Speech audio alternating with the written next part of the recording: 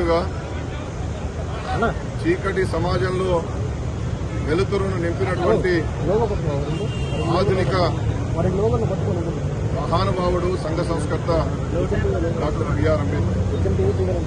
Doctor BR Ambedkar గారి జయంతి అంటే ఇవాళ బలహీన వర్గాల జీవితాలలో ఒక పండుగ లాంటిది. ఆ మహనీయుడు బతుకున్నంత కాలం నిమ్న వర్గాలకు, స్త్రీ జాతి కోసం, అంటరాని నిర్మూలన కోసం, నవ సమాజ నిర్మాణం కోసం, అంతరాలు లేని సమాజం ఏర్పడితేనే చైతన్యవంతమైన సమాజం ఏర్పడుతుందని చెప్పి ఆయన చేసినటువంటి కృషి రాజ్యాంగకర్తగా ఈ సమాజంలో సూర్యచంద్రుడు ఉన్నంత వరకు విషయం ఉంటుంది. అలాంటి మహనీయుని వాళ్ళ జ్ఞాపకం చేసుకునేటటువంటి దిశగా ట్యాంక్ బండ్ వద్ద ఉన్నటువంటి ఆయన యొక్క విగ్రహానికి పూలమాల వేసి ఘనంగా నివాళులర్పించడం జరిగింది.